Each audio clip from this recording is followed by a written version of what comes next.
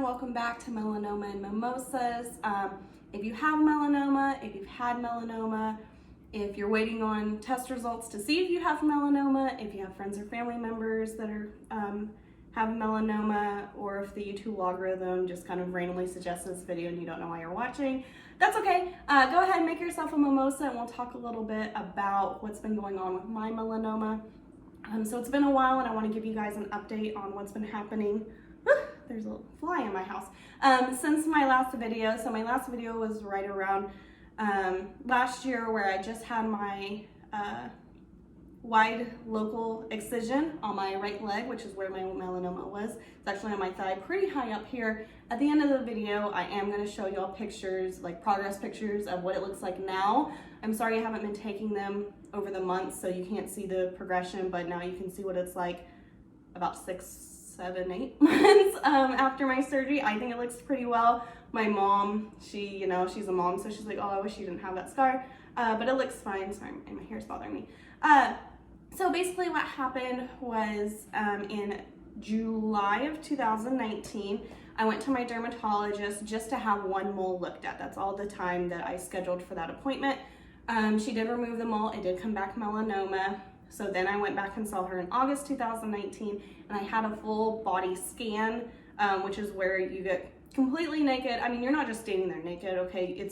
You take on a gown and you stick out your arm. She looks at your arm, you put your arm back in the gown, you do the other one. It's bit by bit, so if you're putting off getting a skin check because you don't just want to stand there, it's not like that. It's very piece by piece, and it's fine. I've done them a lot now. So in August 2019, she removed 4 moles. So there was one on my left elbow, one under my left breast, one on my right knee, and one on my right hip. So she removed those 4. Thankfully, they all came back normal. Then she also was looking at one on my shoulder and one on my back. So if you're keeping track, that was those 4 that have been removed, plus I had the original mole that was removed in July of 2019, that makes 5. And then in 2016, March, I want to say, I also had one on my stomach removed. So it's 6 moles I've had cut off my body so far, which I'm fine with. Like I've said before, I will be a human Swiss cheese. I'd rather cut it off and know, because that's actually with the one on my hip that turned out to be melanoma, or sorry, my thigh. My dermatologist actually said, she looked at it and she said, it doesn't look ugly, like I'm not freaking out, I'm not worried, but it's borderline. I'm going to be cautious. I'm going to go ahead and remove it. Thank God she did, because we would have never known that I had the melanoma and I would have never got it removed. So then I saw her in August 2019, had those removed, had my wide local excision in September 2019, and also first met with my oncologist in September 2019. Then 3 months later, I had my next follow-up with my dermatologist. So what happens is, once you're diagnosed with melanoma, every 3 months you got to go back to your dermatologist to get a full skin check, just to be sure, because you're kind of more on the high alert. So when I went back, she looked at all of my moles that had been removed. The one on my elbow, I was looking for it right before this video, and I can't even find it. You can't see the scar. The one under my boob, can't really see it either. The one on my hip, you can't really see it. The one on my knee did grow back. So the one I had removed on my stomach, it's the left side of my stomach, in 2016, that one did grow back.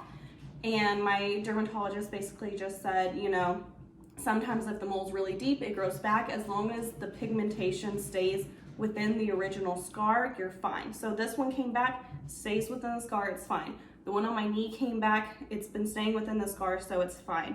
The one on my knee, actually, I didn't even realize it had grown back. It was just a little pinkish and a little brownish, almost kind of like a scab was forming, which is what I thought it was, because you cut off your skin, a scab forms. That sounds normal.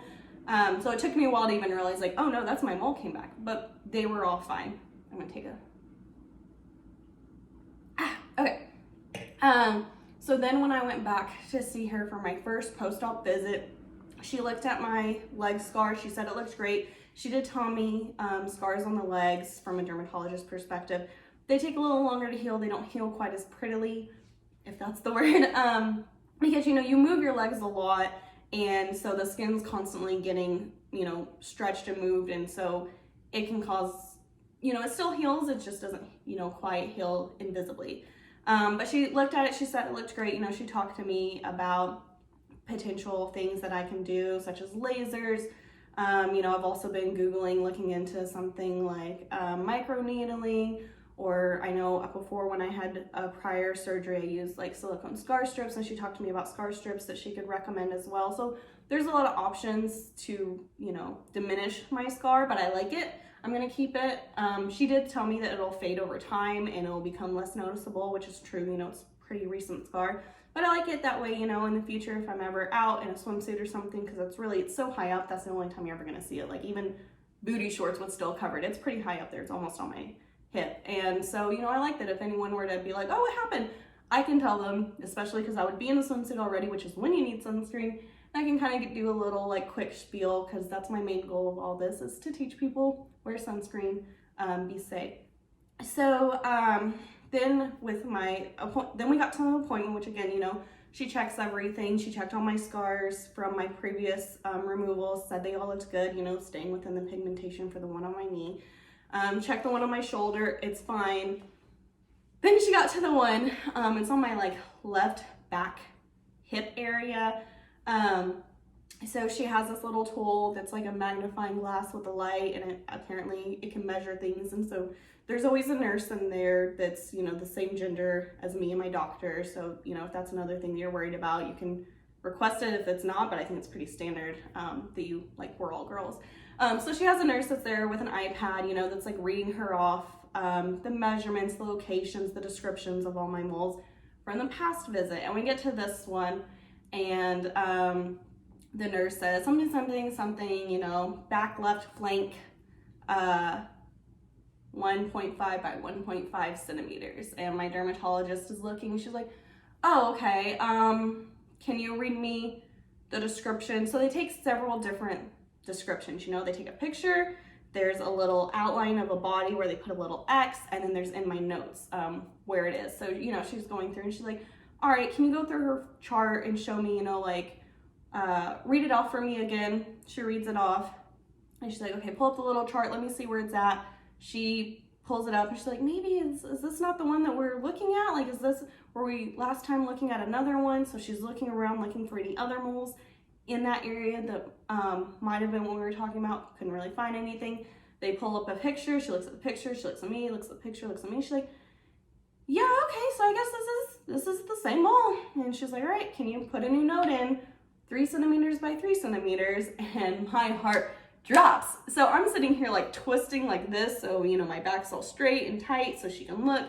And so I'm not looking at her, I'm just looking at the wall, trying not to have a panic attack, because all I can think in my head is in 3 months, this mole has doubled in size. And I know 3 centimeters still is like tiny. Can't remember how much the one on my thigh was, but I'm like, you know, or maybe it's millimeters. It has to be millimeters. But anyways, I'm freaking out because all I can think of is, you know, in 3 months, this thing doubled in size. Like, that was my biggest concern with the one on my thigh, was I hadn't had a skin check for 3 years, so I didn't know how much it had been growing. And, you know, anything growing, I'm just freaking out. So I'm trying not to cry. All I can think about is like, oh, I wish I had like my boyfriend or someone here with me, because I'm freaking out. And so, you know, obviously my dermatologist is like, hey, you know, this one's grown, not to be concerned. If you want, we can remove it. And I was like, yeah, remove it. So she removes it, and then everything else is fine. And I'm just panicking, you know, I'm like, she leaves and I'm getting dressed and checking out and everything. That's all I can think of is like, shit, like I'm doing it again. Like, we're doing this again. Like, I just had my surgery, just got rid of my melanoma, and now there's another mole that's growing, and I'm freaking out. Like, it's just, I'm laughing now, but I was crying. Let me tell you, I was crying. That deserves a drink. So then immediately I get in my car, I call my boyfriend. I'm like, oh my God, I had a mole double in size. They had to remove it. I'm freaking out. And, you know, he starts freaking out because obviously the whole melanoma thing is very stressful. And, you know, I'm like, part of me is like, okay, you know, like, well, at least we caught it early. And then the other part of me is like, shit, like if I can have a mole double in size in 3 months after I just had another one, like, oh my God, I'm going to die of melanoma. Like, they're just going to overtake my body. It was a lot to process. You know, watching other melanoma YouTube videos and stuff like that, there's a term, or I guess just cancer in general, that's called Scanxiety, right? Where it's like scan anxiety. you know, where anytime you go see your doctor, that's always your biggest fear, is because you've had to live through it once of, you know, where you walk in, you think you're fine, and then they're like, by the way, you have cancer. And so you're always just afraid that every appointment after that, that's what you're gonna have to deal with. And that came to basically fruition for me, where I was freaking out, trying to figure out what we're gonna do. Now I have to go through this whole process again.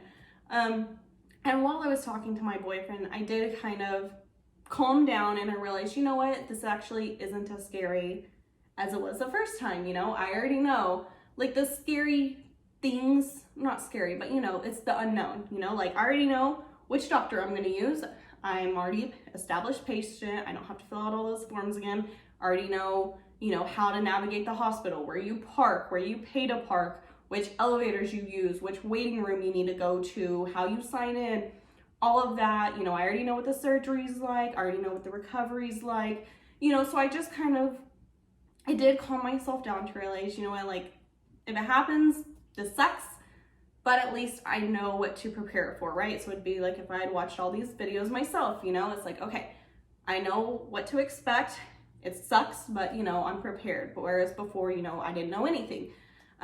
So I'd pretty much come to terms with it. I did end up telling my mom. I didn't want to scare her, but I was just kind of stressing, and we talk every Sunday, and I just had to tell her, like, look, had them all, it doubled in size, they removed it, you know, I'm just waiting on the results. There's another drink.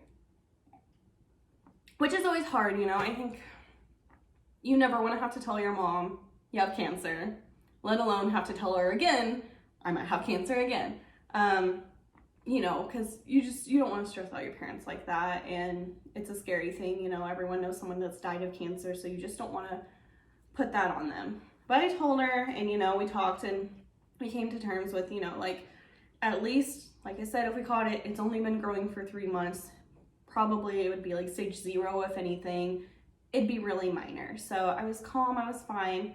Then a few days later, I get a call, and at this point, my dermatologist and my oncologist I have saved as favorites in my phone.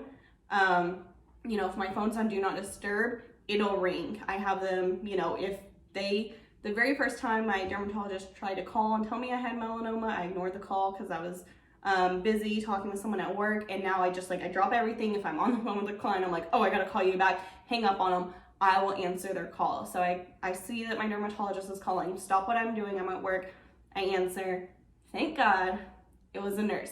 At least at my dermatologist's office, I've come to realize if a doctor calls you, not good news. If a nurse calls you, good news, because, you know, the doctor's not going to waste their time telling you good news because they got other things. It's not that important. You know, they'll take the time. If you have melanoma, they'll take the time. They'll sit down, they'll call you. But if not, they're like, yeah, just tell them the results are fine. So got a call. It was the nurse, and she said, your results are fine. So thank God, another skin check, I was fine. 3 months later, I'm gonna say this was about in January. No, it was early March. I can't do math in my head, and I can't remember all these dates. So in early March, then I had my next follow-up appointment with my dermatologist, because again, you go every 3 months. So, you know, she looked at the one on my back that we had removed. It did grow back, and I have been watching it pretty closely, not only because I've been freaked out since the moment that it doubled in size, but I had already noticed it growing back, and it was growing back dark.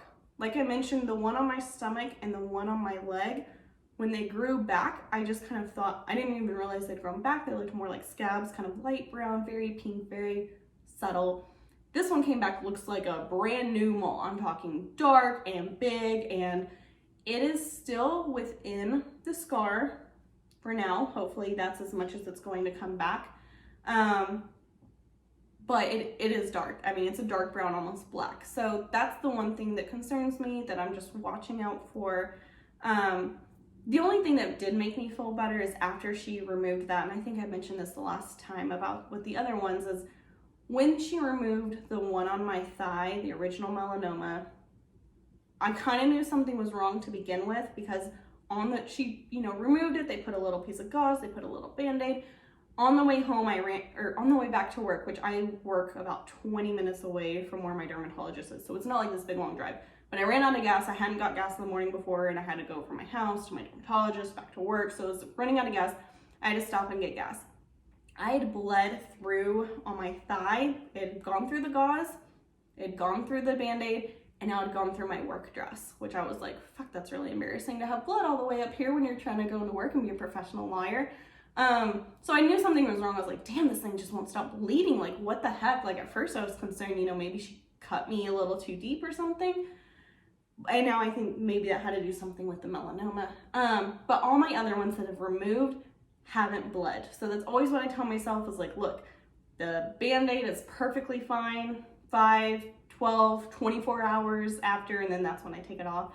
And so that's what I've told myself, and it was. So that's the one thing that's kind of been my unscientific test about, is it something I should be concerned or not, is if it doesn't bleed through. So this one didn't bleed through. I made myself not freak out, and then it came to be normal. So I went for my second follow-up, and it's still within the scar. It did come back, but my dermatologist didn't seem concerned by it. And then we did my whole skin check, and thankfully, for the first time in my life, I went to a skin check with a dermatologist, and there was nothing of concern that needed to be removed. We still are watching the one thing on my shoulder, plus all the little ones that have been removed, but we're just watching them. There's nothing new that needed to be removed. Every time before then, I'd had to have little slivers cut off, which I'm fine with, but then they have to get tested, and there's that wait, and this time I didn't. So it's the first time really since last July that I started to feel like, okay, starting to get out of the woods. And then just recently, during this whole coronavirus, I did see my dermatologist again.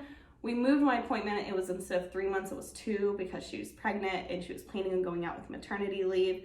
And then, so I got in before she was expected to be due, and bless her heart, she's like 8.5 months pregnant, huge, wearing a face mask on top of a face mask with a face shield to keep herself safe, but still getting all up in me to make sure that I'm fine. Like, bless her heart. I did wear a face mask during the whole time until the very last thing is I took it off. And then that's when she kind of put in an extra layer. Before, she was just wearing one face mask and a face shield, but because she was pregnant, because she was getting up close, she went ahead and threw on that other one and, checked everything, and I'm fine again. So at this point in my life, I'm at the stage where we're just monitoring, and as long as the moles stay fine, I'm fine. I was supposed to see my oncologist back right after I saw my dermatologist so I saw my dermatologist in March. I was supposed to see my oncologist in April, and then my dermatologist again in May. But literally the day before I was supposed to meet my oncologist was when my county passed the stay-at-home order. So I went ahead and just rescheduled because I was freaking out. Like, I was trying to figure out how to work from home for my job. I was just starting that, and I didn't feel like I should be someone who's going around a bunch of people with compromised immune systems. If maybe I had it, I didn't have a mask at that time, I didn't have anything, So I just went ahead and rescheduled it, and because it's MD Anderson is very booked. If you remember from my other videos, it took me like 3 months even just to get my first appointment. So my April appointment got rescheduled till June. So I still haven't seen my oncologist for my first, I saw her one time, like right after my surgery, like they removed the stitches and everything, but I haven't seen her since then. Which once I see her, I'll pretty much be released from her care after this. So that's what's coming up next. It's just like that one last follow-up with my oncologist. I have in 3 months one more appointment with my dermatologist, which she'll probably be out for maternity leave, so it'll be with someone else.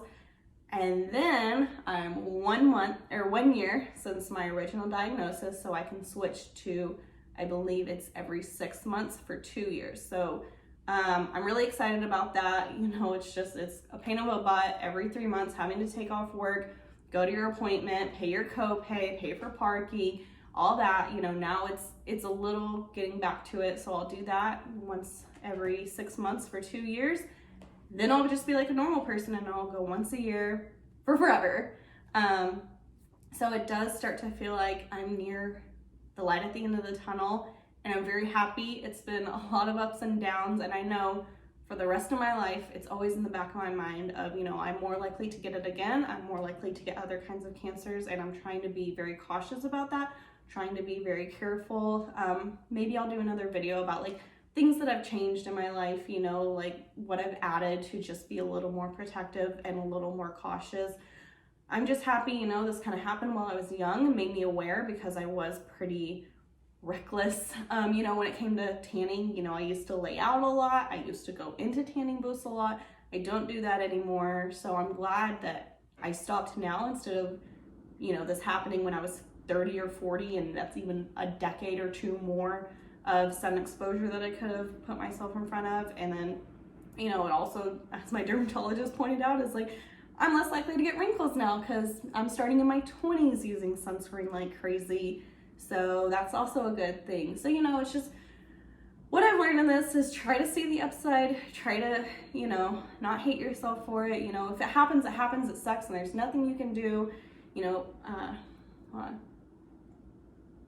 It always bothers me. People are like, oh, you're like so brave or whatever doing it. It's like, you don't really have a choice, you know? You have something that's trying to kill you from the outside in. You got to get it removed. But it's also, you know, it's just like, I don't know, if you're having gallbladder issues and you take your gallbladder out, no one's like, oh, you're so brave for taking your gallbladder out, because it's like, well, yeah, that's just what you do, you know?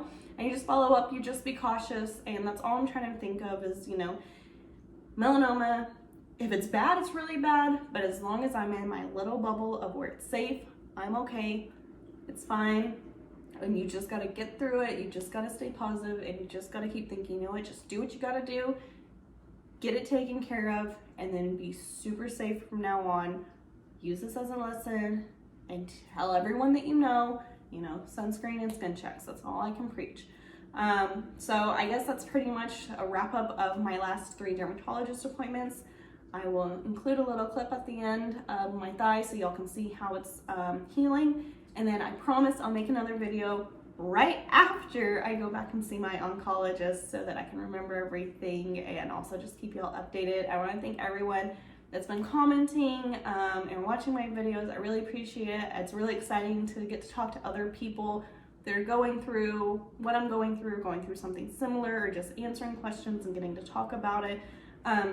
This has actually been the highlight of it, I guess you could say. You know, it's like making the best of a bad situation is, you know, at least I'm getting to meet other people, and I think it kind of helps talking to other people to go through your experience. So thank you all for everyone that's commented. Thank you all for everyone that's been watching, and I'll see y'all after I go to my next oncologist video, or my next oncologist appointment. I'll make another video. But until then, you know, make sure sunscreen, it's starting to get summer. You know, wear protective clothing, wear big hats, get a skin check. If you know someone that doesn't have a skin check, make them, you know? But yeah, enjoy the rest of your mimosas. Have a good day, and I'll see you guys in a few months. Bye. All right, as promised, here is my scar update. Hope it'll focus. So it is a little dark on this side. That's mostly where it's split. The rest of it, it's kind of a lighter pink skin tone. I'll try to zoom out from far and you can see. It's obviously a scar, but I don't think it's too bad. I don't think it's too ugly. Like I said, my dermatologist said over time it'll lighten, especially that part. There are weird little, they look almost like stretch marks throughout it, but I think that's just because, you know, you can't not walk on your leg. The skin got moved a lot while I was healing, but other than that, I think it's looking pretty good.